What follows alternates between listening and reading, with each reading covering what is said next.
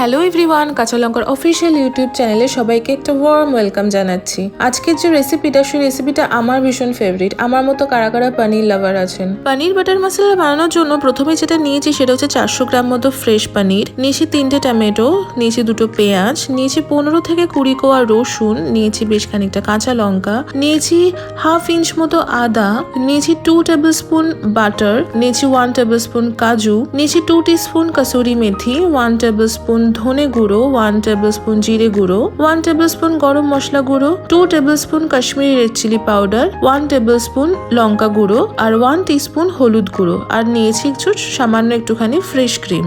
আমি আজকে আপনাদের শেখাবো কিন্তু পনির বাটার মশলা একদম ঘরোয়া স্টাইলে। তাহলে চলুন শিখে কি করে বাড়িতে বানাবেন পনির বাটার মশলা একদম ঘরোয়া স্টাইলে। পনির বাটার মশলা বানানোর জন্য প্রথমেই টমেটো গুলোকে আমি কেটে নেব কিউব পিসেস করে, এরপর আদাটারও খোসা ছাড়িয়ে কেটে নেব, এরপর কেটে নেব পেঁয়াজগুলো, সেগুলো কিউব পিসেসে কেটে নেব। এরপর রান্নাটা শুরু করব। তার জন্য প্রথমেই কড়াইতে নেব 1 টেবিলস্পুন বাটার। বাটারটা গলে গেলেই দেব সামান্য একটু ভেজিটেবল অয়েল। তেল আর বাটার গরম হয়ে গেলেই দেব প্রথমে রসুন কোয়াগুলো, এরপর দেব আদা, দেব কাঁচা লঙ্কা, দেব কিউব করে কেটে রাখা টমেটোগুলো দিয়ে এবার একটু ভালো করে ভাজতে শুরু করব। তারপরে দিয়ে দেবো পেঁয়াজ কুচি আর সব শেষে দেব নুন আন্দাজ মতন। এরপর সব কিছু মিডিয়াম ফ্লেমে খুব ভালো করে রান্না করতে থাকবো অন্তত পক্ষে 4 থেকে 5 মিনিটের জন্য। 4 থেকে 5 মিনিট পর দেখবেন টমেটোগুলো প্রায় গলে গলে এসেছে আর পেঁয়াজগুলো কিন্তু নরম হতে শুরু হয়ে গেছে। এরপর এই টমেটো আর পেঁয়াজটা একটা ব্লেন্ডারে ট্রান্সফার করে নেব। ট্রান্সফার করে এটাকে রুম টেম্পারেচারে আসতে দেবো, মানে ঠান্ডা হতে দেব। যতক্ষণ এটা ঠান্ডা হচ্ছে আমরা পনিরগুলোকে ছোট ছোট করে কেটে নেব। আপনারা চাইলে যেটা করতে পারেন, পনিরটা একটুখানি হালকা করে ভেজে নিতে পারেন, তবে আমি ভাজবো না, আমি একদম শেষে পনিরটা অ্যাড করবো, এতে পনিরটা খেতে ভীষণ ভালো লাগে। টমেটো আর পেঁয়াজটা মোটামুটি ঠান্ডা হয়ে গেছে। এরপর যেটা করবো সেটা ব্লেন্ডারে এটাকে ভালো করে একটা ব্লেন্ড করে স্মুথ পেস্ট বানিয়ে নেব। এরপর কড়াইতে আবারও একটুখানি বাটার দেব আর দেব একটুখানি তেল, দিয়ে সেটাকে গরম করব। গরম হয়ে গেলেই কাজু বাদামগুলো সামান্য হালকা করে ভেজে নেব।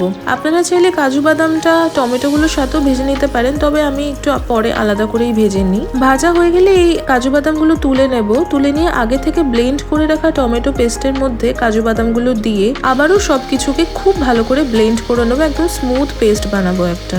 কাজু বাদাম ভেজে রাখার কড়াইতেই আমি আবারও 1 টেবিলস্পুন বাটার অ্যাড করব। বাটারটা মেল্ট হয়ে গেলে প্রথমেই অ্যাড করে দেবো হচ্ছে টমেটো, পেঁয়াজ এবং কাজু বাদাম দিয়ে ব্লেন্ড করে রাখা পেস্টটা। মিড ফ্লেমে এটাকে 3 থেকে 4 মিনিটের জন্য কষাতে শুরু করব। এরপর একে একে গুঁড়ো মশলাগুলো অ্যাড করতে শুরু করব। প্রথমেই দেব লঙ্কা গুঁড়ো, তারপর দেব ধনে গুঁড়ো, তারপর দেব জিরে গুঁড়ো, তারপর দেবো গরম মশলা গুঁড়ো, দেবো হলুদ গুঁড়ো আর দেবো হচ্ছে কাশ্মীরি রেড চিলি পাউডার, আর তারপর দিয়ে দেবো স্বাদ মতো নুন এবং চিনি। সব কিছুকে সুন্দর করে মিশিয়ে নেব। এরপর না ওই টমেটো ব্লেন্ড করে টমেটোর যে পেস্টটা যেখানে ব্লেন্ড করেছি সেই ব্লেন্ডারে 1 কাপ মতো জল দিয়ে ভালো করে মিশিয়ে মশলা দেওয়া জলটা দিয়ে দেব, দিয়ে ভালো করে আবারও মিশিয়ে নেব।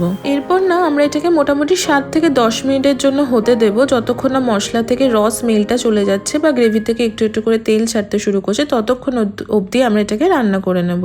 মোটামুটি 10 মিনিট হয়ে গেছে, গ্রেভিটা কিন্তু বেশ অনেকটাই হয়ে এসেছে। এরপর আমরা যেটা করব, ওপর থেকে আস্তে করে পনিরগুলো অ্যাড করে নেব। পনিরগুলো অ্যাড করে নেওয়ার পরই একটু ভালো করে মিশিয়ে নেব হালকা হাতে, যাতে পনিরগুলো ভেঙে না যায়। এরপর হাতের তালুতে একটুখানি কাসুরি মেথি নেব, নিয়ে ওটাকে হাতের তালু দিয়ে ভালো করে ক্রাশ করে ওপর থেকে ছড়িয়ে দেবো কাসুরি মেথি। আমাদের রান্নাটা কিন্তু একদম শেষের দিকেই চলে এসছে। এরপর ওপর থেকে আবারও একটুখানি বাটার দিয়ে দেবো, এটা অপশনাল, এটা চাইলে দিতেও পারেন নাও দিতে পারেন। পনির বাটার মশলা কিন্তু একদম তৈরি হয়ে গেছে। এবার এটাকে আমরা সার্ভ করব। পানির বাটার মশলা আপনারা সার্ভ করতে পারেন রুটির সাথে, পরোটার সাথে, ভাতের সাথেও খেতে পারেন। তবে রুটি পরোটার সাথে কিন্তু পানির বাটার মশলা সব থেকে ভালো লাগে। আমার তো মনে হয় রুটির সাথে সব থেকে বেশি ভালো লাগে। ওপর থেকে দিয়ে দেবো হচ্ছে একটুখানি পানির, ফ্রেশ পানির দেবো হচ্ছে ফ্রেশ ক্রিম, আর পানির বাটার মশলা একদম তৈরি হয়ে গেছে।